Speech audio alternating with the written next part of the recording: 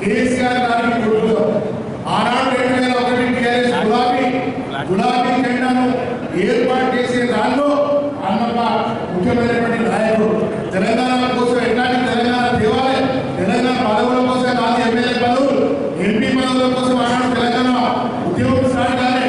ఆనాడు తెలంగాణ ఉద్యమం తెలంగాణ రాష్ట్ర ప్రజల ఆకాంక్ష కోసం ప్రారంభమైనటువంటి మరి ఆ ఉద్యమానికి కేసీఆర్ గారితో 5 మందిలో ఒక్కరిగా కేసీఆర్ గారికి